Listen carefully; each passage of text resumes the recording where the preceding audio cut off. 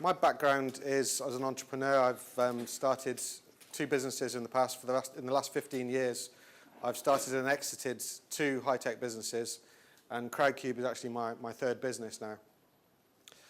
Along that way, in those kind of last 15 to 20 years, I've had lots of what I consider to be quite good ideas for businesses. And for various reasons, I didn't really get them off the ground. And I think in the UK, one of the things we're not really short of at all is ideas. We've got loads of great ideas in this country. We've got loads of great people coming up with entrepreneurial ideas. But what we seem to lack, and what we don't really seem to do very well in this country, is to incubate and encourage those ideas and take those ideas from being little ideas, little acorns of ideas, and take them on to be a big, great company, such as the ones you're seeing coming out of the States at the moment. Google and Twitter, more recently Groupon, and even more recently than that, you've seen people like Zynga creating these really big value companies that are coming out of the States. And so far, we haven't really got anything to compare that with in the UK.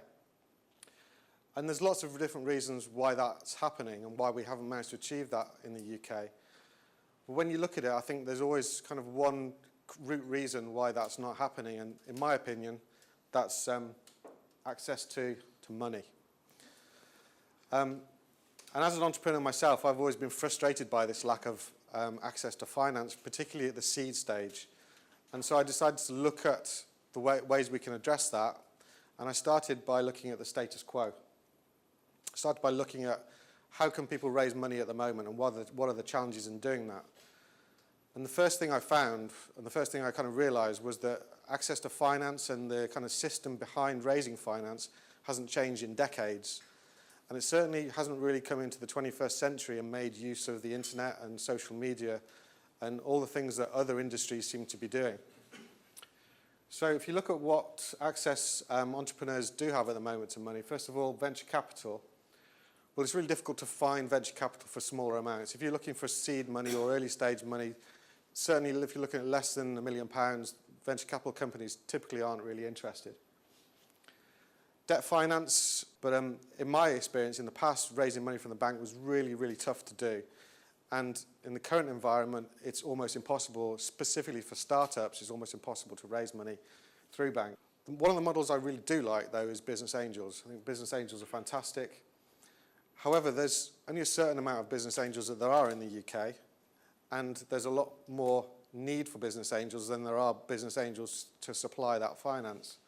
So this made me start to think, what if there was a way to have, say, 5,000 angels, each investing £10? What if anybody could become a business angel? And that's where I came up with the idea of Crowdcube. So what is Crowdcube? Basically, Crowdcube is an online platform that connects 2 different types of people. It connects investors and entrepreneurs. And it provides 2 different types of services. So it provides a way for entrepreneurs to source finance from ordinary people, from the man on the street. But equally, it also allows the man on the street to invest in exciting high-tech startups, which they've never had the chance to before. Before Crowdcube, to invest in a high-tech startup, you had to be quite a wealthy person, a high net worth individual, or a sophisticated investor, as the kind of government terms put it. So that's what we're trying to do. And the way we do it is we use a concept called crowdfunding, which I'm sure a lot of you will have heard of. But if you haven't, I'll just explain a little bit about what that is exactly. So the idea is pretty simple, really. It's been around as a concept for quite a long time. And it's the idea of lots of people putting in small amounts of money to actually raise a much larger amount of money. So it's pooling small contributions. And why that's changed, that's been going on for decades or perhaps even hundreds of years. But because we now have the internet, and particularly we now have social media, those technologies really enable us to perform that function a lot more quickly and easily and efficiently than we have been able to do in the past. To give you an example of how crowdfunding works, there's a couple of sites I'd like to refer to. First of all, there's a site called Kiva, kiva.org. These figures are quite out of date now because they move so quickly, both these companies. But Kiva is a crowdfunding site for charities. So for small businesses in the emerging and third world countries, you can put small amounts of money, typically $25, into a project to raise a few $100 for a small business in a third world country to help them get on their feet, get their business going, and then they'll pay you back that money over a period of time. The other really big crowdfunding site is called Kickstarter. And Kickstarter is a crowdfunding site for creatives. So it's really aimed at people who are musicians or artists, and they need money for a particular project. So for example, a small band might want to create a new album. They might need some production money to create a new album, might need £10,000 to do that. And they ask their fans to basically put in £10 or £20 or £50 at a go. And in reward, they will get a download of the album, or they'll get an actual DVD or a CD. And the more money you put in, the better reward you get back. To give you an idea, this is one of Kickstarter's most successful projects. So this is what's called a TikTok. It's a pretty cool little device. It's basically a watch strap that enables you to plug in an iPod Nano into your watch strap, and so you've kind of got a pretty cool iPod Nano on a watch. And these guys basically needed some money. They needed originally $15,000 to do the tooling and to start manufacturing these watch straps. And they called on anybody who was interested in buying one to basically prepay them, to basically give them the money up front. And they, as I said, they wanted $15,000 to do this. And a couple of months later, they'd raised nearly $1 million from 13,000 people, which is just incredible. I mean, this just blew these guys away. It just shows how successful crowdfunding can be. At the time, this was the world record in terms of crowdfunding, the most amount of money crowdfunded for a project. We funded a business just before Christmas, and they raised £1 million. So we kind of beat them as to the world record, but they've actually beaten us since now. So there's a project on Kickstarter at the moment. They've raised $2.5 million from about 70,000 people. Just huge amounts of people putting in money. So the limits of crowdfunding are, well, who knows what they're going to be. They just seem to be breaking barriers month on month. So let me tell you a bit about Crowdcube. So this is our homepage here. The idea of the site is that any business can come along and apply to list their business on Crowdcube and raise money through our site. Each of these are individual businesses that are looking to raise particular amounts of money, and our members can come along and put money into those businesses, and if they're successful in raising their money, the investors will get shares directly in those companies they put money into. So there's a company called Righteous. They make salad dressings. So this is the typical layout of a pitch. On the top right-hand corner here, you've got the kind of key information. So this business is looking to raise £75,000. They're offering 15% equity in their business. And this snapshot, at the point in time, they'd raised $42,000 out of that 75, which was 57% of their target. They actually completed their funding about a week and a half ago, so they're now 100% financed. They have a video, so the idea behind the video is that because of this investment is completely done online, you don't really have that typical ability of seeing the whites of somebody's eyes. So having a video there lets the entrepreneur get across their passion. You can get a little bit more understanding about the people involved in the business. And key for us at the bottom here are the documents. So every pitch on here must have a business plan and must have financial forecasts. And those are the things that we vet on. So when people apply to go on Crowdcube, we vet very heavily. And if you're not investment ready, if you haven't got a really good business plan and good financial forecasts, all in good shape, we won't let you list on Crowdcube. So what are the benefits of Crowdcube? Well, there's lots of benefits for both the entrepreneur and for the investor. For the entrepreneur, really we're trying to give entrepreneurs a new way of raising finance. We're not saying this is the way that it should be. It's not replacing anything else. It should sit alongside all the other more conventional ways of raising finance. It's a great way to offer your investment opportunity to the whole of the UK because it's online. It's really easy to promote your investment. We encourage people to use PR, to use social media primarily to get the word out there, to let all their immediate networks know about the fact that they're raising money. It's also very cost effective. Our charging mechanism, we don't charge any fees up front. One of the things we're quite careful about is we only get our fees on success. So if you raise money on Crowdcube, we'll charge you 5% of the money you raise. If you don't raise money, we won't charge you anything. And you do have to raise all of the money. So if you say you want to raise £100,000, you have to raise the full £100,000. If you end up raising $20,000, you don't get any of the money, and all the investors get their money back. So it's an all or nothing funding model. There's also a marketing effect because your business is basically going to be up on the web in front of thousands of people visiting it.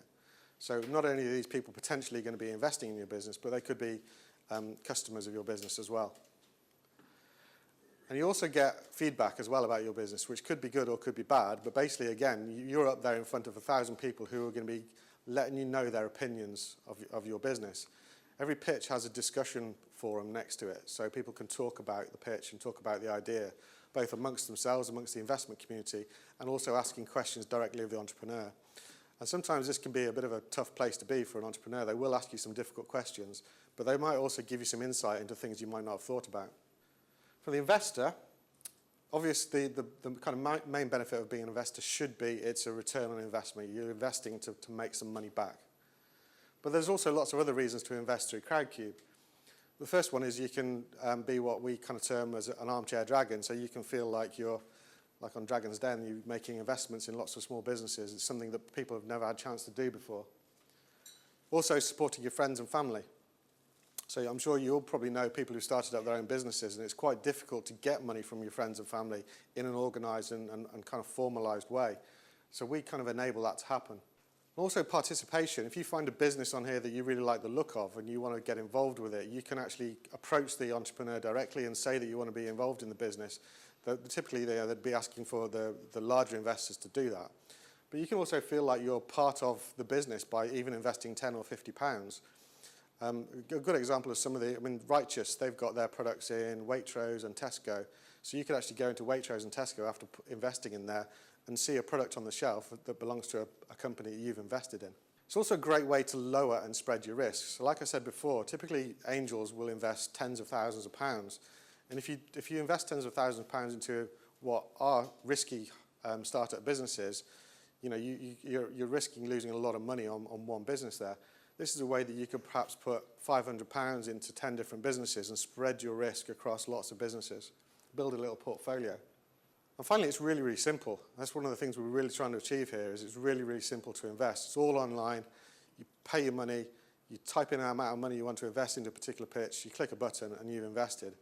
And assuming the business is successful and raises its money, you get a share certificate sent to you via email a few weeks later. It was our first birthday about 2 weeks ago, and as a part of a celebration of Crowdcube being a year old, we thought we'd look back over the last year and look at the statistics and look at what had happened around our business and try and find out some interesting facts. And so we created an infographic to show what had happened in the last year. If I could pick out some of the kind of key figures here, hopefully you can see those. So the total amount of money we've raised, and to put this in perspective, we launched last February. We funded our first business last July, and since last July we've now funded 14 businesses. We've had 694 businesses apply to list on Crowdcube, and of those 694, 150 of them actually got through the process and got listed. So you can see it's roughly 25% actually get through the vetting process. In terms of the amount of money that's totally been invested, there's been 3.3 million invested in all the businesses on Crowdcube. So the difference between the 2.5 and the 3.3 are the businesses that didn't actually successfully make their funding. The average investment amount is a lot more than we were expecting. When we did our business plan, we thought that people would be investing £50, £100, something like that. And it's turned out the average investment is £1,300. So some quite significant investments going in. And you can't quite see the figures here, but this is the mean, the mode, and the maximum. The minimum amount of investment, so the minimum anybody can invest is £10. So lots of people have invested £10. But the most, one person invested £100,000. So there are some significant, proper, serious, high net worth investors investing through the platform as well. A few other figures. Down here, this is the number of times people invest. So this is the number of people who invested £10. Sorry, this is the number of people who invested once. And this is the number of people who invested 13 times. 2 people have actually invested in 13 different businesses. So what we're starting to see happening is people are continually coming back to invest more and more times, which is obviously something that we'd like to see happen. And this here is my favourite one, which shows the amount of money we raised. So suddenly things just started to take off for us in the middle of last year, and things are at quite a nice trajectory at the moment.